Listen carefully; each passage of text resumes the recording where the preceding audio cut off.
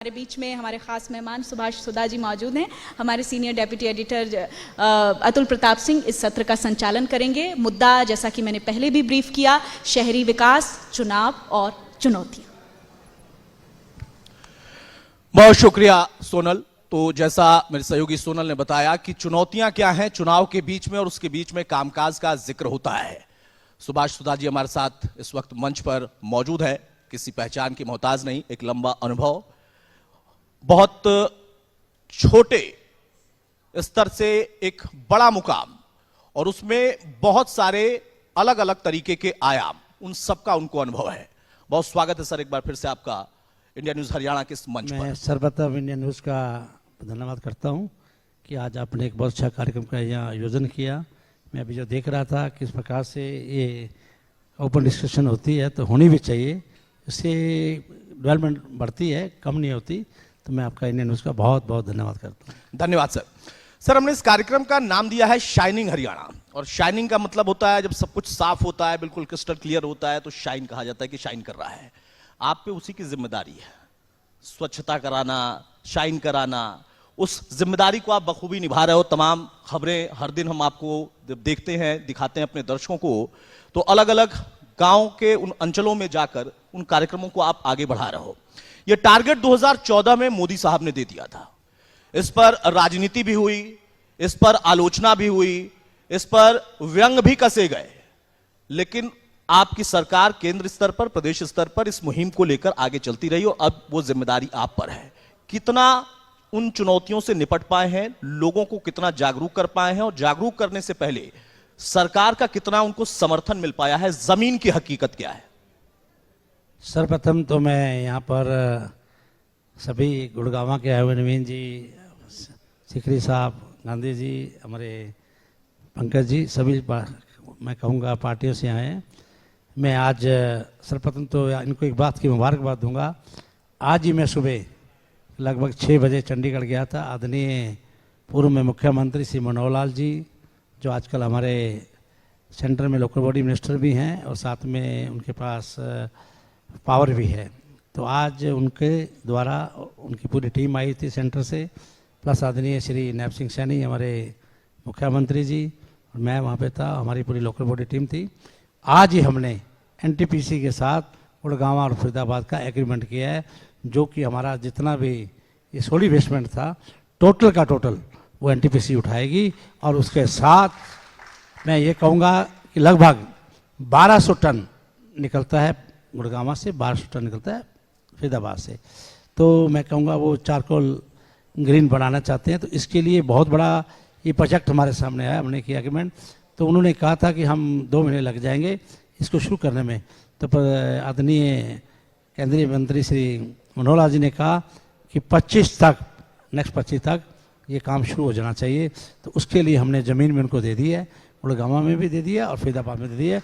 ये बहुत बड़ी समस्या है। जोरदार तालियां इस पर हो। आज ही के आज एक नया एग्रीमेंट और बड़ा एग्रीमेंट, जो कि उस वेस्टेज के लिए है जिससे हर दिन आम जनता जूझती है। दूसरी मुबारकबाद मैं गुड़गांव को ये दूंगा कि द्वारका चौक से लेके आपका वाटका चौक से लेके द्वारका एक्सप्रेस तक एलिवेटेड रोड बना रहे हैं।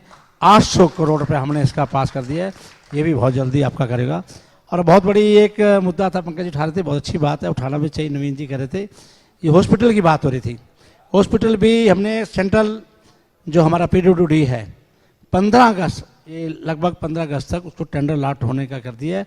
ये भी 500 करोड़ रुपये लागत से 6 मंजिला आपका हॉस्पिटल भी बनने जा रहा है।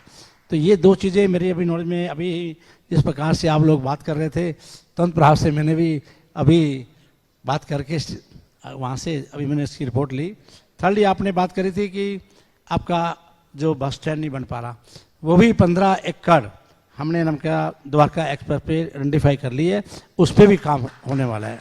तो ये बहुत चीज़ें गुड़गांव को हम देने जा रहे हैं। सर, कहीं ऐसा और तो नहीं? सबसे बड़ी बात, बड़ी अच्छी बात पंकज ने की थी, मुझे भी गुड़गांव आके बहुत बड़ा दुख हुआ था जब मैं मंत्री बना। मंत्री बनने के बाद गुड़गांव में आया, किस प्रकार से स्वच्छता को लेकर, मैं पब्लिक को बिल्कुल ठीक कहता हूँ कि बहुत बड़ा मुझे महसूस हुआ था।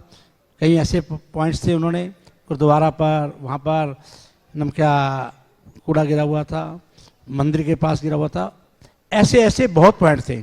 और मैंने पर्सनली 50 डिग्री टेम्परेचर के तहत मैंने पूरे के पूरे गुड़गांव का राउंड लगाया था पंकज जी, मैं आपको बताना चाहता हूँ। राउंड लगाने के बाद मैं दावे से कहता हूँ, आप भी नहीं लगाया होगा किस प्रकार की वहाँ स्मेल थी। मुझे पता है किस प्रकार का मैंने वहाँ से किया। मैंने ऑफिसरों अधिकारियों को इंस्ट्रक्शन दी, उसके तहत आज 1200 टन तो हमारा डेली होता है, 2400 टन डेली कूड़ा उठ रहा है। आप जाके गुड़गांव में जाके देख सकते हैं। और आज अभी मैं बैठा था, पंकज जी इस बात की मुझे मुबारकबाद देखेंगे कि गुरुद्वारा वाला पॉइंट जो पॉइंट के थे खत्म हो गए हैं, मेरे सामने बैठे हैं, बिल्कुल पॉइंट्स को खत्म किया है। अब प्रत्यक्ष को प्रमाण किया जब उन्होंने खुद ही आपको नहीं शुभकामनाएं ड्यूटी दी है, तो अच्छी ये बात पंकज जी ने उठाई, ठीक बात है, हमारे भाई है, नवीन जी ने भी रखा। ये स्वच्छता को करना हमारा कर्तव्य बनता है। और मैं हरियाणा प्रदेश के अंदर पर्सनली मैं हर कॉरपोरेशन में, हर काउंसिल में, हर नगर पालिका में जा रहा हूँ। और मैं जाता हूँ, कम से कम मेरी मीटिंग कोई आधे घंटे की नहीं होती। एक एक काउंसलर को बैठा के पहले मैं 2 घंटे पब्लिक की बात सुनता हूँ। सामने सारे अधिकारी बैठते हैं, उसको डिपार्टमेंट के, हमारे काउंसिल के, कॉरपोरेशन के, उनकी बात सुनकर, ग्रेवेंसी सुनकर उनसे बात करता हूँ। फिर सभी काउंसलर मेयर को बैठाकर हर वार्ड की देखता हूँ और पूरी सेक्शन देता हूँ। लगता है मुझे ये अधिकारी लापरवाही करता है, ये फील्ड में नहीं जा रहा, तो इमीडिएट मेरे पास कोई रास्ता नहीं, उसको मैं सस्पेंड कर देता हूँ, मेरे पास कोई नहीं है। आज भी मैं ये बात कहूँगा, बहुत सुधार आया है। आज जाके देखिए कहाँ, हम कालका में गया था, मैं कालका, पंचकुला, अम्बाला, करनाल, आपका गुड़गांव, फरीदाबाद, लगभग मैंने 15 कॉरपोरेशन, काउंसिल और नगर पालिकाएं कर लिया, बाकी करने जा रहा हूँ। और मैं गारंटी से कहता हूँ, जहाँ मैं चला जाऊँ तो गारंटी से अधिकारी कांपते हैं कि जी नहीं बैठते, कि उनको पता सुधा जी वहाँ पे आ गए, परमात्मा की कृपा है, और चाहते भी हैं। नहीं तो आज ये प्रधानमंत्री नरेंद्र मोदी जी भी चाहते हैं, आदरणीय श्री मनोहर लाल जी सेंट्रल मिनिस्टर वो भी चाहते हैं, उनको भी पीड़ा है। आदरणीय नायब सिंह सैनी जी भी चाहते हैं, वो गुड़गांव 2 बार आए हैं, तो भी चाहते हैं कि स्वच्छ होना चाहिए। और आपकी जनता की भी पूरी डिमांड है स्वच्छ होने, और हम भी चाहते हैं 100% अगर कोई साफसता कर सकेगा तो भारतीय जनता पार्टी कर सकेगी, भारतीय जनता पार्टी की सरकार स्वच्छ कर सकेगी। हम चाहते हैं कि सबका साथ, सबका विकास, हमारा हरियाणा, सुंदर हरियाणा ये बनना चाहिए, उसको बनाने का हम पूरा प्रयास करने जा रहे हैं। चलिए मैं छोटी सी बात आपको कहूँगा। हाँ। मैं आज गुड़गांव के सभी वासी आए, मैं इनको इनवाइट भी करता हूँ। जहाँ श्री कृष्ण भगवान ने अर्जुन को गीता का उपदेश दिया, मैं उस स्थली से आता हूँ। और आप जाके देखिए आज से 10 साल पहले क्या हालात थे, आज मैंने वहाँ पर 5000 करोड़ रुपया कम से कम लगवा दिया है। और वो स्थली जहाँ पर गीता उत्सव मनाया जाता था, 5000 लोग भी नहीं होते थे एडमिनिस्ट्रेशन के, आज 35 से 40 लाख लोग गीता जयंती के अवसर पे आते हैं। ऐसा महोत्सव वहाँ पर बनाते हैं हम। ज्योति सर, जहाँ पर श्री भगवान ने अर्जुन को गीता का उपदेश दिया, उस स्थल पर आप कभी जाके देखते तो वहाँ जाकर क्या हालात, स्मेल आती थी। और आज 250 करोड़ का हमने महाभारत का वहाँ थीम बनाया, 2 लेजर शो लगाए, एक 22 मिनट का आप जाके देखिए कृष्ण भगवान जी का, एक 35 मिनट का लेजर शो और बनाया, उसके साथ उस ज्योति सर का रनिंग वाटर की है। आज जाके देखिए जहाँ पर टूरिस्ट 2000 नहीं आता था, आज 40,000 से 50,000 टूरिस्ट है। ब्रह्म सरोवर का भी पूर्व में हमारे प्रधानमंत्री रेख गुजारे नंदा जी का धन्यवाद करूंगा, उन्होंने बहुत सुंदर ब्रह्म सरोवर बना के दिया था। लेकिन हमने एक ही बात आती थी, डिमांड आती थी कि इसका रनिंग वाटर नहीं होगा, हमने कहा चलता पानी कर देंगे। आज हमने उसका चलता पानी कर दिया, भाखड़ा से लेके आए उसको चलता पानी। तो बहुत चीज़ें हमने सुधारने का व्यवस्था किया। रोड का इंफ्रास्ट्रक्चर आप देखिए, एजुकेशन को वहाँ देखिए, आप स्पोर्ट की दृष्टि से देखेंगे, सीवर ट्रीटमेंट प्लांट हमने 2 लगाए, को लगाया, तो बहुत चीज़ें सबका था। इसी प्रकार से किसी भी सिटी को लेंगे, आदरणीय मनोहर लाल जी के मार्गदर्शन में 9.5 साल रहे, बहुत काम किया। और किस प्रकार से नौकरियाँ, मेरिट पे नौकरियां देने का काम किया। पहले क्या हालात थे 10 साल पहले, और आज क्या, आज गरीब का बच्चा भी ना, रेडी बेचने वाले का बच्चा भी, आज मैं कहूँगा वो भी SCS लग गया, आप जाके देख सकते हैं।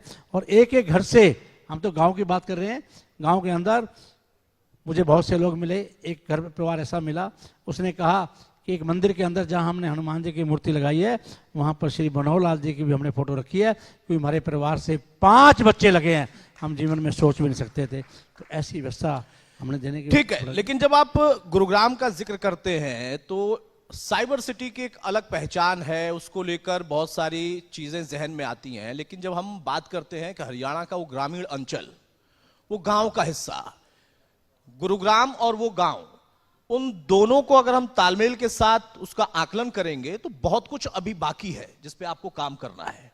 गुरुग्राम स्वच्छ हो जाए अच्छी बात है, लोग यहां के जागरूक हो जाए बहुत अच्छी बात है, लेकिन गांव में जागरूकता के बाद समस्याएं इतनी हैं, सुविधाओं का टोटा है, और ये आज से नहीं बहुत पहले से था। पहले की सरकारों ने भी किया। मैं व्यक्तिगत तौर पर हमेशा कहता हूं कि हर सरकार कुछ न कुछ करती है, कम या ज्यादा हो सकता है। आप लोगों की उपलब्धि क्या है, या आपके लिए अभी भी वो चुनौती ग्रामीण अंचल में लोकल बॉडीज में क्या है? देखिए, गांव की आप बात करी, गांव में हम जाते हैं। विलेज के अंदर पहले क्या था, हमारी बहुत सी जो चौपालें होती थी, हर समाज की, चाहे वाल्मीकि समाज, हरिजन समाज, किसी भी बीसी समाज की होती थी, वो अगर 5 लाख रुपए मांगते थे, 2 लाख रुपए मिलते थे, और एक मंत्री का वो फंक्शन करते थे, 50-10-5 हज़ार रुपये तो उसमें लग जाते थे। लेकिन आज पूरे प्रदेश के अंदर आप जाके देख सकते हैं, हमने बड़े बड़े गांव के अंदर कम्युनिटी सेंटर बनाने की व्यवस्था करी। हर समाज की चौपाल बनाने की, चाहे एक समाज पर 50 लाख रुपए लगा, करोड़ रुपए लगा। आप जाके देखिए, 36 बिरादरी की चौपालें गांव के बनाने की व्यवस्था करी। 1966 के बाद जब से हरियाणा बना, बहुत से गांव के अंदर ऐसी सड़कें नहीं थी जो नहीं बनी हुई थी। आज वहां पर इंफ्रास्ट्रक्चर, हमने रोड बनाने का व्यवस्था करी है, गांव के अंदर जाके दिए। बहुत से स्कूल थे, हमने बहुत ज़्यादा अपग्रेड करने के लिए किए। हमने संस्कृत मॉडल स्कूल ऐसे बनाए हैं कि प्राइवेट स्कूलों के बच्चे भी आज हमारे स्कूलों में पढ़ते हैं। ऐसी व्यवस्था आप जाकर देखिए स्कूलों की, तो बहुत चीज़ें एजुकेशन के स्तर पर देखिए आप वहाँ पर। उनके अंदर मैं कहूँगा चौपालों की व्यवस्था देखिए, रोड का इंफ्रास्ट्रक्चर देखिए वहाँ पर। जहाँ गाँव के अंदर मैं कहूँगा सीवरेज बड़े 10,000 से ऊपर जो गाँव थे, उनके अंदर हमने सीवरेज डालने की व्यवस्था करी। वाटर सप्लाई कहीं भी एक गाँव नहीं, मैं इवन जान कहूँगा छोटे छोटे जो हमारे डेरे हैं, उनके अंदर भी हमने वाटर सप्लाई पहुँचाने की व्यवस्था करी है। तो बहुत चीज़ें गांव के अंदर सुधार किया है। आज भारतीय जनता पार्टी, मैं कहूँगा गांव की तरफ किस प्रकार से कार्य किया है। आप आज से मैं 10 साल पहले आप कहीं देखिए, 10 साल, अभी मैं कहूँगा अभी एक बहुत बड़ा कार्यक्रम हुआ था पंचायतों का। हमारे सरपंच आए थे, जब उनको हमने अभी 21 लाख रुपये डिपार्टमेंटल काम करने के लिए दिया, तो उन्होंने इस बात को कहा कि हम सोच भी नहीं सकते थे एक गांव के अंदर 20 से 30 करोड़ रुपया लगा है। और मैं दावे से कहता हूँ, मेरा एक गांव अमीन है, अमन्नूपुर के नाम से, उसके अंदर जाके देखिए 15 करोड़ रुपया हमने उस गांव में लगा। और उससे पहले क्या होता था, करोड़ की तो बात ही नहीं होती थी, 10-20 लाख रुपया लगता था। अब व्यवस्था को हमने बदलने का काम किया है, ऐसे नहीं है। तो इसमें अनुभव काम आया। मैं इसको जरा एक फिल्म से जोड़ूंगा। फिल्म है, उसका एक दृश्य है, उसके डायलॉग है। गंगा जल फिल्म थी, और वहां पर अजय देवगन एक पुलिस अधिकारी हैं, वो ज्वाइन करने के लिए जाते हैं। तो जो उनके डीआईजी होते हैं, वो कहते हैं कि मेरा अनुभव जो है 75 साल का है।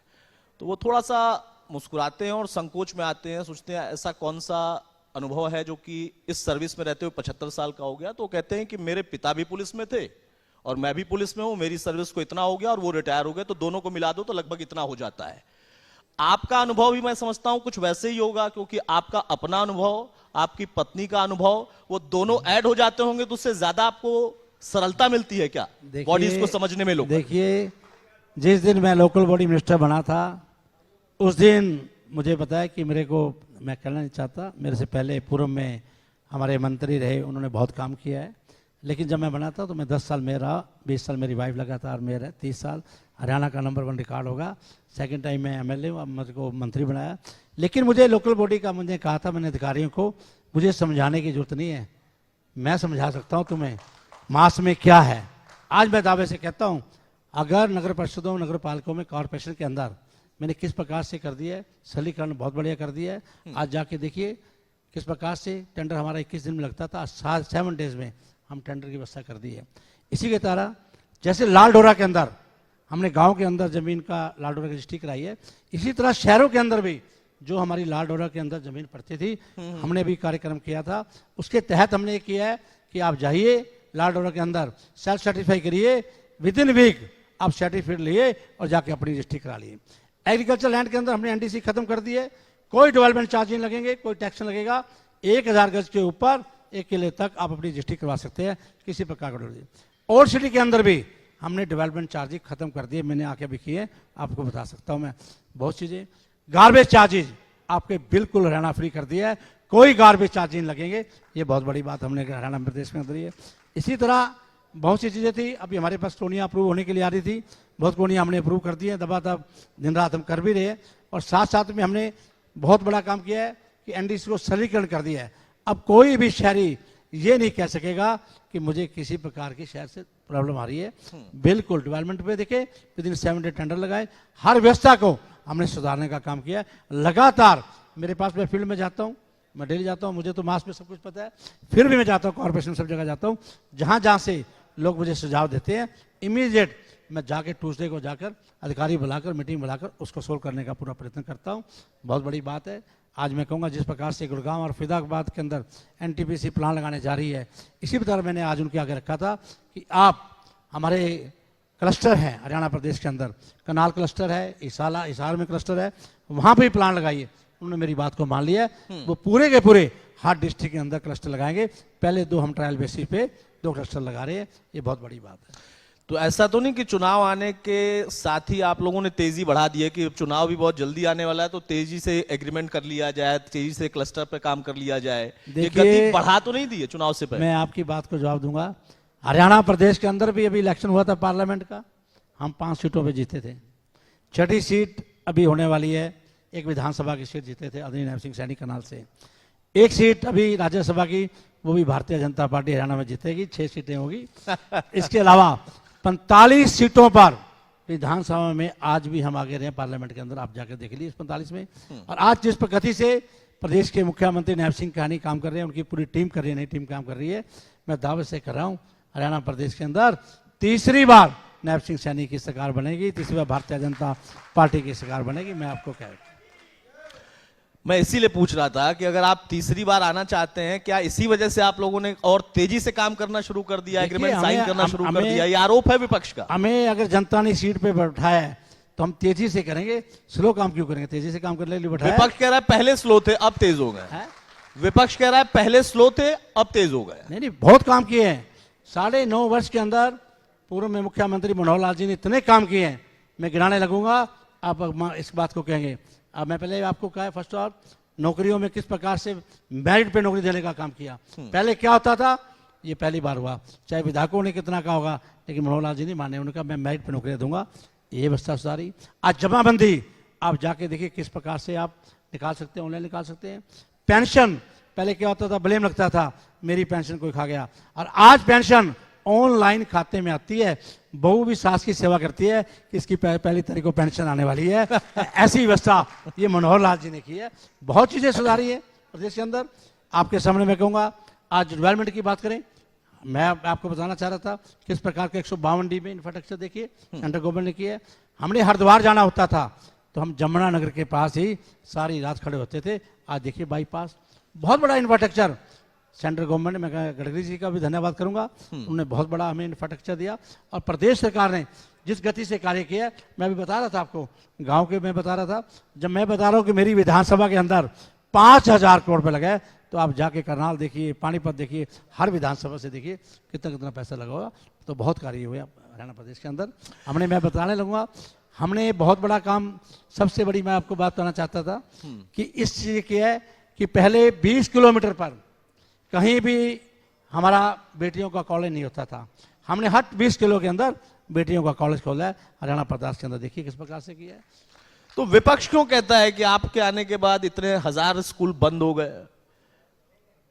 आप कॉलेज खोले जा रहे हैं, वो कह रहे हैं स्कूल आप बंद किए जा रहे हैं। देखिए विपक्ष का करना है, क्या कहना है मैं कह नहीं सकता, प्रजातंत्र है, हर आदमी अपनी बात को रखता है। मैं एक बात कहूंगा, अभी हुड्डा साहब भी बहुत बोल रहे थे कि हम भारतीय जनता पार्टी से 10 साल का हिसाब मांगते हैं। तो हम ये कहते हैं, हम किसी मंच पर, हमारे प्रदेश के मुख्यमंत्री नैब सिंह सैनी जी, हम पूरे मंत्री किसी भी मंच पर आकर हुड्डा साहब माने 10 साल का वो हिसाब ले आए, 10 साल का हम हिसाब ले आते हैं। अब जनता इसका फैसला कर देगी कितना विकास किसके समय पर हुआ है, आपके सामने आ जाएगा। बताइए। अच्छा, अब थोड़ा सा पॉलिटिकली मैं जाऊं, क्योंकि आप लोग ना सिर्फ मंत्री के तौर पर योजनाओं पर काम करते हैं, जनता के लिए काम करते हैं, उसके साथ साथ राजनीति पर भी आप लोगों को काम करना पड़ता है। क्योंकि कई बार हमारे देश का मिजाज बड़ा अलग है और हरियाणा वालों का तो और भी ज्यादा अलग है। तो वो आपके काम के बजाय कुछ और ही सोचकर वोट कर देते हैं।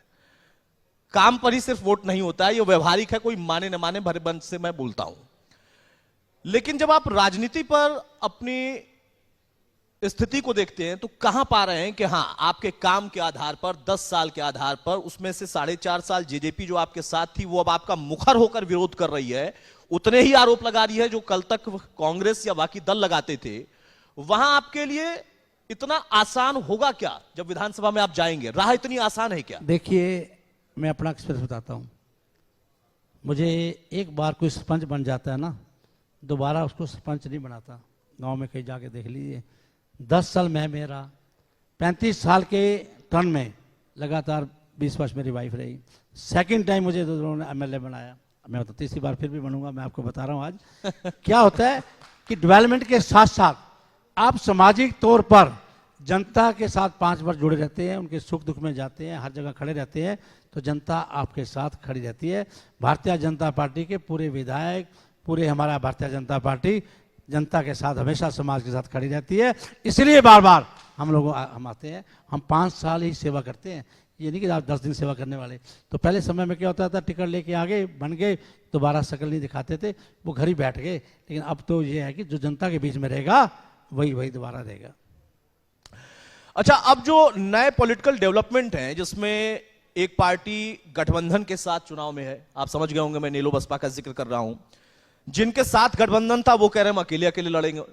आप समझ गए होंगे मैं कांग्रेस और आम आदमी पार्टी का जिक्र कर रहा हूं, और बीजेपी से इन सबको लड़ना है, जेजेपी भी अब लड़ेगी। वहां मैं आम आदमी पार्टी से शुरू करता हूं। आप कुरुक्षेत्र का भी जिक्र कर रहे थे कि वहां पर हमने कितना काम किया, कितनी उसकी सुंदरता बदल दी, तस्वीर बदल दी। जब गठबंधन के एक प्रत्याशी वहां पर उतरे और परिणाम चाहे जो रहा, लेकिन उसके बाद से वो इस बात को मैसेज के थ्रू लगातार लोगों के बीच में पहुंचा रहे हैं। चंडीगढ़ में प्रेस कॉन्फ्रेंस करके सुशील गुप्ता ने इस बात का जिक्र किया कि हमारा पहली बार में ही वोट मार्जिन ये रहा, विधानसभा में आते आते हम देखिए इनको धूल चटा देंगे। ये जमीन पर है या सिर्फ मैसेज है? देखिए, मैं तो ये कहूँगा कि हरियाणा प्रदेश के अंदर 10 पार्लियामेंट की सीटें थी। कांग्रेस तो एक क्षेत्र लोकसभा की सीट को तो पहली हार मान चुकी थी, छोड़कर भाग गई।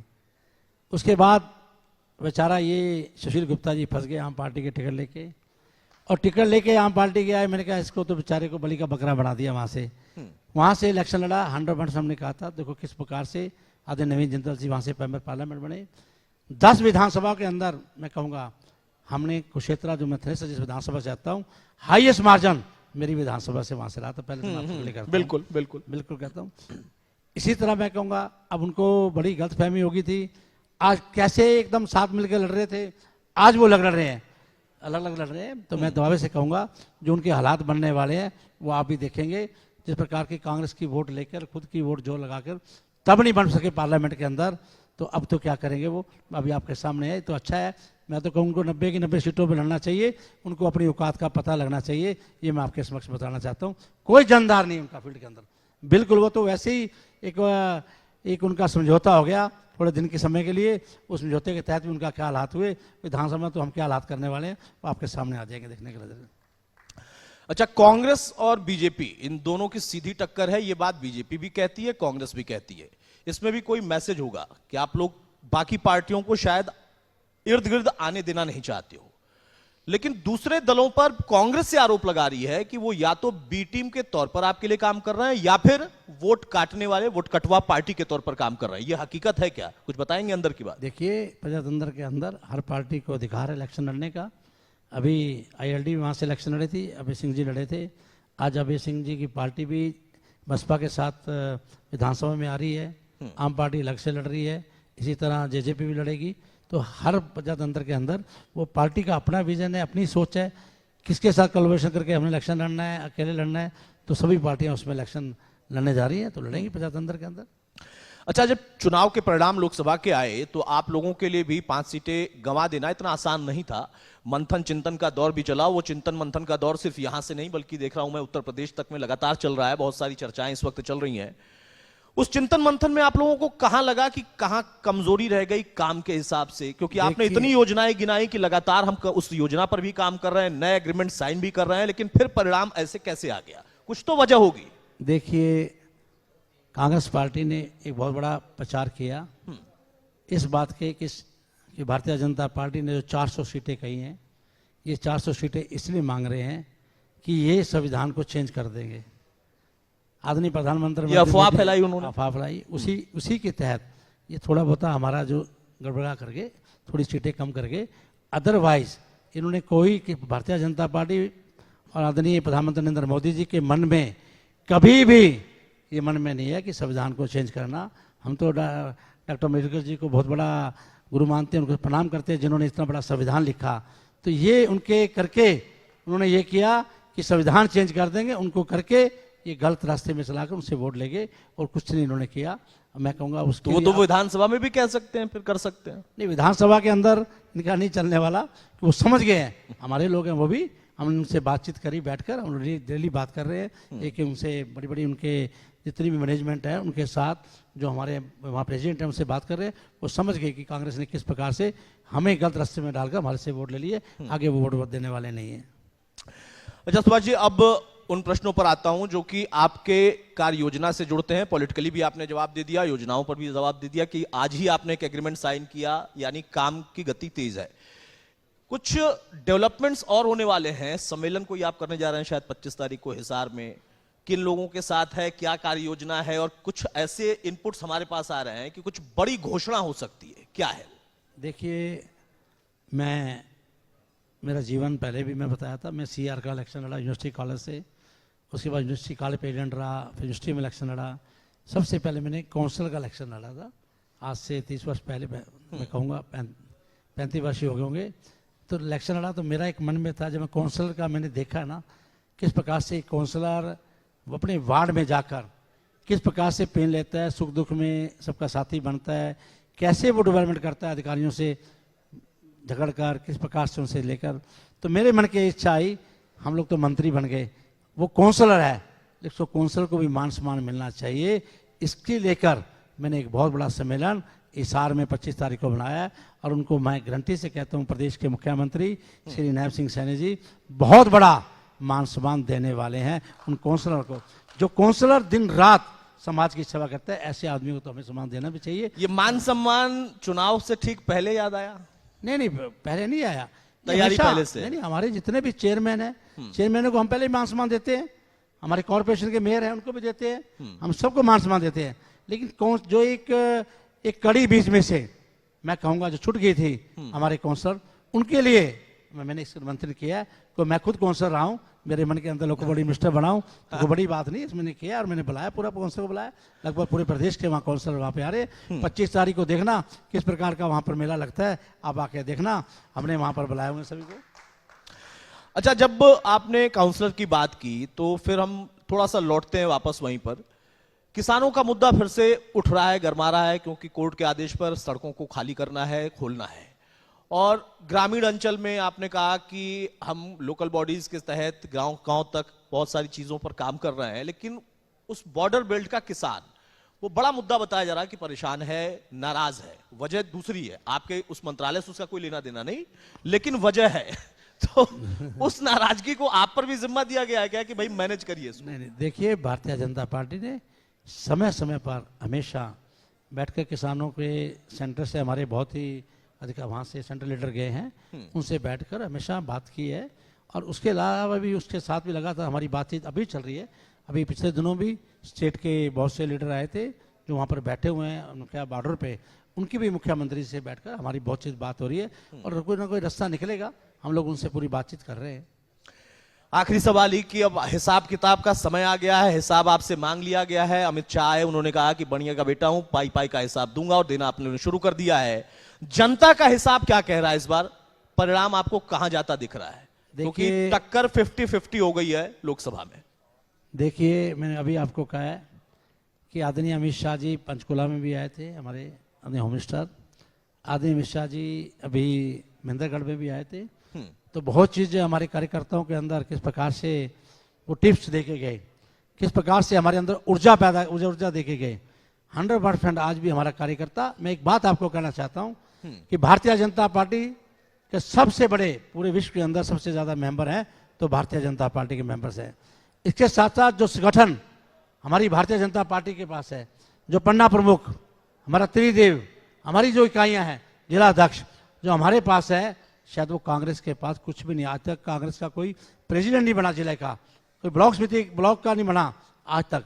तो जो संगठन में है उस संगठन के दम पर हम इलेक्शन लड़ते हैं, और उस संगठन के दम पर मैं कह रहा हूँ तीसरी बार हरियाणा प्रदेश के अंदर भारतीय जनता पार्टी की सरकार बनेगी। मैं आपको बताऊँ चलिए, ये आपका दावा हो सकता है, मैं उसे स्वीकार यहां से इस मंच से कर लेता हूं, लेकिन मैं फिर से कहता हूं कि मैं जनता पर ही छोड़ता हूं। वो उसका जब तक परिणाम नहीं आ जाता है आखिरी, तब तक मैं सिर्फ दावे के तौर पर उसे स्वीकार करता हूं। बहुत शुक्रिया सर हमारे साथ जुड़ने के लिए थैंक और यू एक अच्छी आपके चर्चा में शामिल होने के लिए। सभी 8 चैनलों का जो मुझे यहाँ बुलाया, मैं धन्यवाद करता हूँ। मेरा आज बिजी शेड्यूल था, आदरणीय मुख्यमंत्री जी ने भी क्षेत्र में भी आना है, लेकिन फिर भी मैंने आपकी बात को रखा। मैं कहा मुझे अच्छा लगा।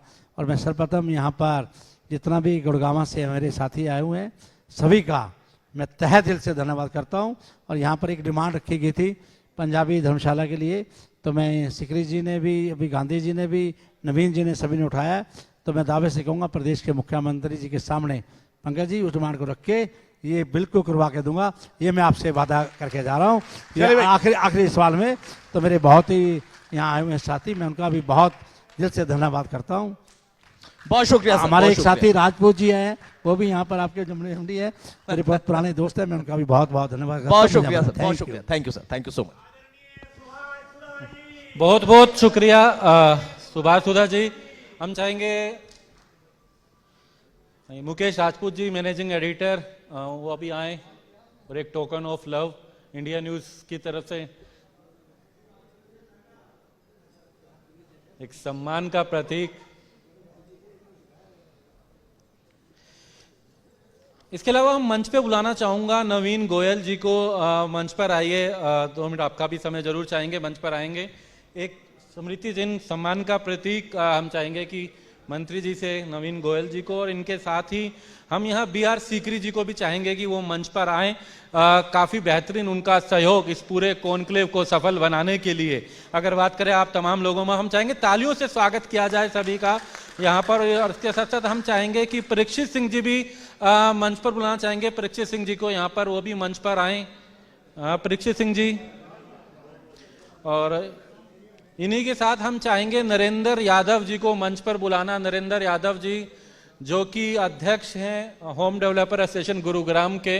एक बार जोरदार तालियों के साथ स्वागत।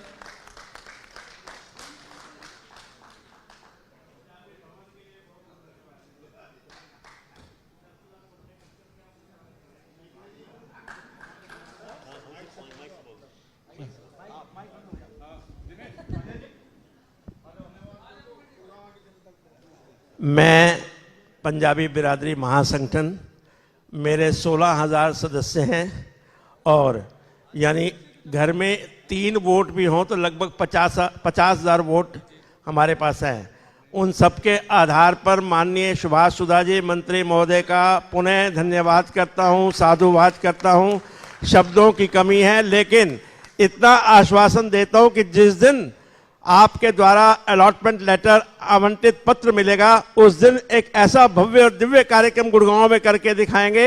उसमें हमारे पंकज भाई कांग्रेस की तरफ से भी, हमारी तरफ से सारे लोग आएंगे, क्योंकि पंजाबियत के लिए आपने काम किया है, एक बहुत बड़ा एहसान है। और ये पंजाबियत जो है रूहानियत और इंसानियत का प्रतिबिंब है। बहुत बहुत धन्यवाद।